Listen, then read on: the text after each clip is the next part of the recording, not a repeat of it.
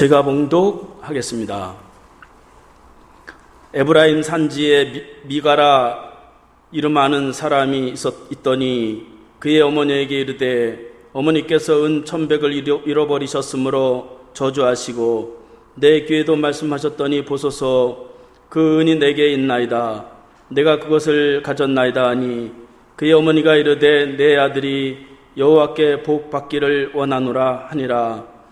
미가가 은 1,100을 그의 어머니에게 도로 주매 그의 어머니가 이르되 내가 내 아들을 위하여 한 신상을 새기며 한 신상을 부어 만들기 위해 내 손에서 이 은을 여호와께 거룩히 드리노라.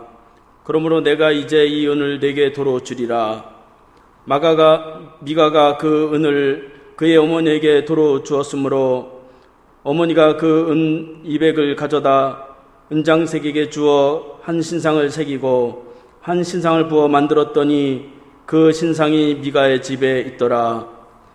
그 사람 미가에게 신당이 있으므로 그가 에봇과 드라빔을 만들고 한 아들을 세워 그의 제사장으로 삼았더라.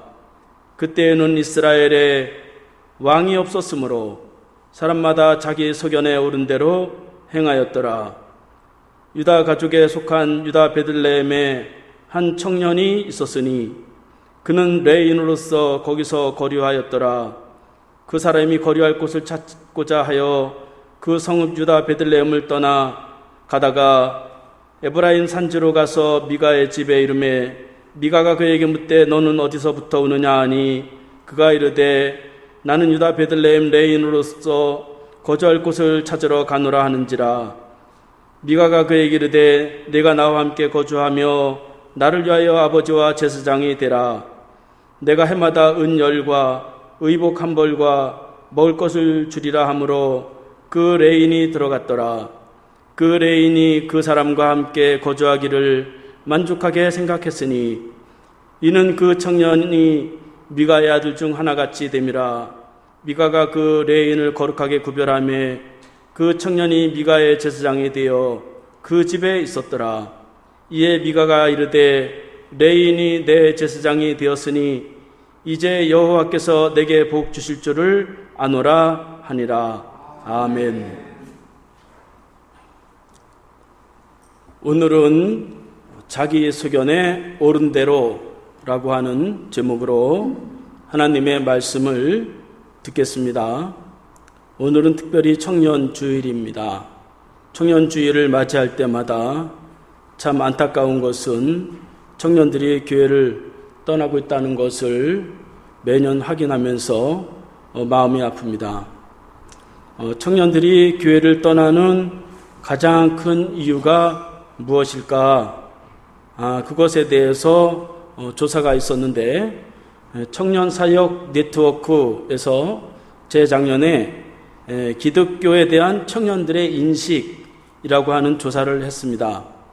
그 결과 청년들이 교회를 떠나는 그 이유, 교회에 다니는 청년의 79%, 교회에 다니지 않는 청년의 80%가 교회는 배타적이다 하는 것으로 지적을 했습니다. 그러니까 청년 중 10명 중에 8명이 교회에 다니지 않는 그러한 이유에 대해서 기독교는 참 배타적이다 하는 것입니다. 남의 종교도 인정하지 않고 동성애도 인정하지 않고 사회와 너무 괴리 차이가 너무 많다 하는 것입니다. 그러니까 그만큼 요즘 청년들은 자기 소신이 분명하기 때문에 자기와 맞지 않는 그 기독교를 믿기가 굉장히 어렵다 하는 것입니다. 그런다고 해서 우리 교회가 세속화될 수는 없겠죠. 세상이 변하는 대로 교회가 세상의 모습처럼 그렇게 바뀔 수는 없겠죠. 그래서 오늘 우리가 어떻게 하면 이 혼란한 시대에 믿음을 지키고 또 우리 청년을 이제 자녀로 이렇게 데리고 있는 그런 아이들을 어떻게 이제 믿음을 지키게 할 것인가 하는 것들을 살펴보려고 합니다. 오늘 말씀에 보면 하나님을 잘 믿던 사람들이 타락하는 그런 과정들이 나오고 있습니다. 그 사람의 이름은 미가 라고 하는 사람인데, 미가가 하나님을 떠나는 그러한 과정을 보면서 우리가 이 시대에 어떻게 분별을 하고 어떻게 믿음을 지켜야 되는가 하는 것들을 살펴보겠습니다. 첫 번째로 미가는 과연 어떤 사람인가? 1절, 2절 말씀에 보면 미가에 대해서 기록되어 있습니다. 1절, 2절 말씀에 보면 에브라임 산지에 미가라 이름하는 사람이 있더니 그의 어머니에게 이르되 어머니께서 은 1,100을 잃어버리셨으므로 저주하시고 내 귀에도 말씀하셨더니 보소서 이 은이 내게 있나이다. 내가 그것을 가졌나이다 하니 그의 어머니가 이르되 내 아들이 여호와께 복받기를 원하노라. 그렇게 했다는 것입니다. 그러니까 미가는 요셉의 후손, 에브라임의 지파였어요.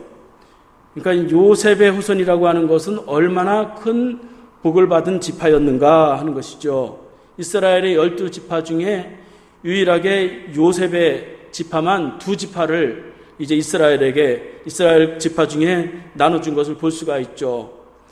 그 중에서도 에브라임 지파는 막내였고 원래는 문나세 지파에게 그게 장자가 돌아가야 되는데 야곱이 직접 에브라임을 장자로 그렇게 세움으로 인해서 굉장한 은혜를 입었던 그러한 지파가 바로 에브라임 지파입니다. 미가라고 하는 그러한 이름의 그 뜻도 그래서 여호와의 같은 이가 누가 있느냐 하는 그런 뜻을 가지고 있습니다. 그만큼 하나님의 은혜와 축복을 많이 가지고 있었던 그런 사람이 바로 미가였습니다. 그런데 그는 큰 부자였고 그의 어머니는 많은 은을 가지고 있었는데 어느 날 어머니가 은 1,100개를 잃어버려서 막 찾다가 훔쳐간 그러한 사람을 막 저주하는 것입니다. 내 은을 1,100개를 훔쳐갔더니 이 도둑질한 자는 저주를 받아라. 망할 놈. 그러면서 그렇게 저주를 했어요. 그 은 1,100개라고 하는 것은 굉장히 큰 돈입니다. 당시 은 한 개는 노동자의 4일 품값이었고 10절 말씀에서도 보면 레인의 제사장의 1년 연봉을 은 10개를 주었다. 그렇게 기록한 것을 보면 은 1,100개라고 하는 것은 제사장 110명을 쓸 수 있고 또 한 사람이라면 110년을 고용할 수 있는 큰 돈이었어요. 그런데 말이죠. 그 돈을 잃어버려서 막 저주를 하는데 그 미가가 옆에서 그 소리를 가만히 듣고 있다가 보니까 그 돈을 자기가 훔쳐갔거든요. 그래서 어머니에게 하는 말이 그 돈을 제가 훔쳐갔습니다. 그렇게 말을 했더니 어머니가 싹 바뀌어가지고 그렇게 저주를 하다가 너는 하나님의 자녀니까 너는 복을 받을지어다 그랬다는 것입니다. 그러니까 남이면은 저주를 받고 내 자식이면은 복을 받을지어다 그렇게 마음을 바꿨다고 하는 것이죠. 아들에게 저주가 임하지 않고 복을 받게 되는 것을 바라는 그거야 다 부모의 마음이죠. 그런데도 그런 원칙이 없고 기준이 없어서 사람에 따라서 이렇게 차별을 그렇게 이제 했다는 것입니다. 그러니까 우리가 이 어려운 시대일수록 그런 것들을 많이 볼 수가 있죠. 내 자식이면 괜찮고 남의 자식이면 비방하고 목사님이면 덮어주고 성도들이면 비방하고 기독교인이면은 괜찮고 믿지 않는 사람이면은 배타적이고 이런 모습들이 결국 우리의 잘못된 부분들을 드러날 수 있게 되는 것이죠. 결국 그것은 그 자식을 위한 그 청년을 위한 것이 아니다 하는 것입니다. 그래서 미가가 점점 타락의 길로 가는 것을 볼 수가 있어요. 3절 4절 말씀에 보면 미가가 은 1,100을 그의 어머니에게 도로 주매 그의 어머니가 이르되 내가 내 아들을 위하여 한 신상을 새기며 한 신상을 부어 만들기 위해 내 손에서 이 은을 여호와께 거룩히 드리노라. 그러므로 내가 이 은을 내게 도로 주리라. 미가가 그 은을 그의 어머니에게 도로 주었으므로 어머니가 그 은 200을 가져다가 은장색에게 주어 한 신상을 새기고 한 신상을 부어 만들었더니 그 신상이 미가의 집에 있더라. 그렇게 기록하고 있습니다. 그러니까 미가는 훔친 돈을 어머니에게 주었더니 어머니가 그것을 가지고 신상을 만들어서 그것이 하나님이다 하면서 자기 집에 세워놨다고 하는 것이죠.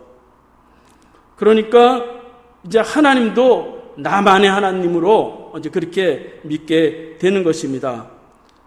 이 당시 성막은 가까운 곳에 있었는데 그런 성막이 필요가 없는데 자기만의 하나님을 만들어 놓고 그 장소에서 나만의 복을 빚는 그런 사람이 되었다 하는 것입니다.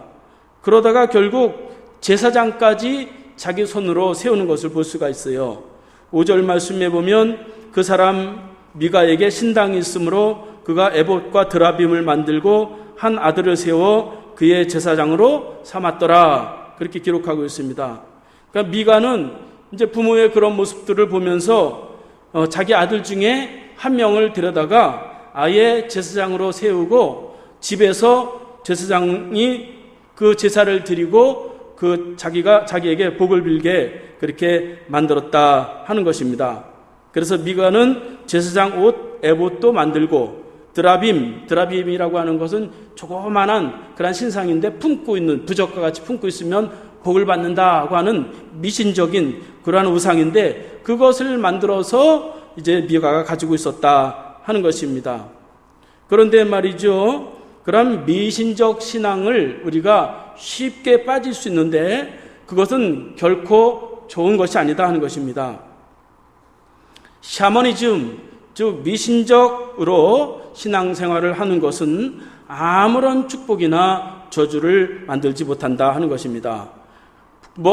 자기가 세운 제사장이 복을 빈다고 해서 복을 받고 또 저주한다고 해서 저주받는 것이 아니다 하는 것입니다. 우리는 물론 저주 소리를 들으면 듣기가 싫고 그렇지만 그런 것에 대해서 너무 두려워할 필요가 없는 것입니다. 잠언서 26장 2절 말씀해 보니까 까닭 없는 저주는 참새가 떠도는 것과 제비가 날아가는 것과 같이 이루어지지 아니하리라. 그렇게 말씀하고 있습니다. 그러니까 까닭 없이 저주를 한다고 하는 것은 참새가 날아가는 것과 같이 제비가 떠도는 것과 같이 아무것도 이루어지지 않는다는 것입니다. 누가 우리를 저주하거든 터무니없는 그러한 말에 두려워할 필요도 없고 대꾸할 필요도 없어요. 이상하게 신앙생활하는 사람이 제가 전사 때 만났는데 저주 기도하는 사람이 막 있더라고요. 자기가 저주 기도를 하면 그 사람이 저주를 받는데요. 그리고 자기가 축복을 하면 축복을 받는데요. 그러나 여러분, 축복과 저주는 그렇게 사람의 입에 따라서 그렇게 이루어지지 않는다고 하는 것입니다.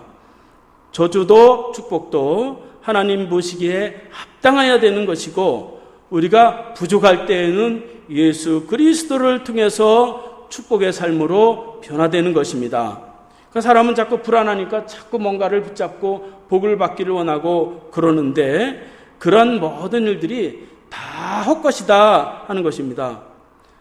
그렇게 혼란했단 말이죠. 그 시대가.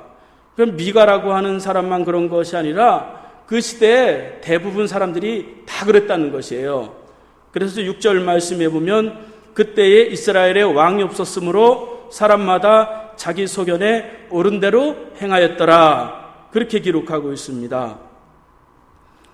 그러니까 미가는 어떻게 보면 그 시대에 한 예를 들은 것뿐이지 대부분 사람들이 다 이 미가와 같이 자기가 원하는 하나님, 자기가 복받기를 원하는 그런 하나님, 자기 소견에 맞도록 그렇게 믿었다고 하는 것입니다. 자기 소견대로 행했다는 것이죠. 자기 소견이 옳다 하면 그것대로 행했다고 하는 것입니다. 그런데 오늘 성경 말씀에 보면 그 자기 소견대로 행하는 것이 타락의 길이다. 그렇게 말씀을 하고 있는 것입니다. 소견은 소신으로 말할 수가 있는데 여러분, 소신을 지킨다는 것이 얼마나 중요합니까? 소신이 있어야 무슨 일을 하더라도 결심 있게 그 일들을 할 수가 있는 거 아니겠어요? 그런데 그런 소신이 있다는 것이 결국 백성을 타락시켰다 하는 것입니다. 왜 그 소신이 백성을 그렇게 타락을 시킬까요? 소신이 너무 강하다 보면 좋은 것이지만 한 가지 함정이 있는데, 그 소신이 너무 분명하면 다른 것을 수용하지를 못해요. 유연한 사고를 하지 못하게 됩니다. 그래서 말이죠, 이념이나 사상이나 이데올로기나 문화나 관습, 이런 모든 것들이 내 소신을 가지고 너무 분명하게 하면 삶이 힘들게 되는 것입니다. 다른 것을 수용하지 못하게 되는 것이죠. 그것은 타락이라고 그렇게 말을 하고 있는 것입니다. 이 좋은 소신을 가지고 있는데 왜 성경은 왜 그것을 타락이라고 말을 하고 있습니까? 그것은 오늘 성경에 보면 왕을 인정하지 않기 때문이다, 그렇게 말씀하고 있어요. 그래서 오늘 성경에 보면 왕이 없으므로 사람이 자기 소견에 옳은 대로 행했다, 그렇게 말씀하고 있습니다. 사사기에는 왕이 없다는 그러한 말이 4번을 반복하고 있어요. 오늘 본문 6절에 보면은 나와 있고, 18장 1절, 19장 1절, 그리고 중요한 거는 사사기 제일 마지막 장에 왕이 없으므로 각기 사람들이 자기 소견대로 행하였더라, 그렇게 하면서 이 사사기를 확 마무리를 해버려요. 그러니까 자기 소견이 너무 강한 그러한 시대는 하나님을 인정하지 않게 된다 하는 것입니다. 사실 왕이 없는 것은 아니었죠. 따지고 보면 왕이 너무 많은 거죠. 다 자기가 왕이 되는 것입니다. 내가 왕이 돼서 스스로 왕이 되는 것입니다. 소신이 있어야 되는 것은 우리가 분명하지만, 내가 너무 분명한 소신 때문에 다른 것을 수용하는데, 유연하게 대처하는데 실패하면 안 된다 하는 것입니다. 여러분, 왕이 된다고 하는 건 뭐예요? 내 마음대로 한다는 것이에요. 내가 하고 싶은 대로 한다는 것입니다. 여러분,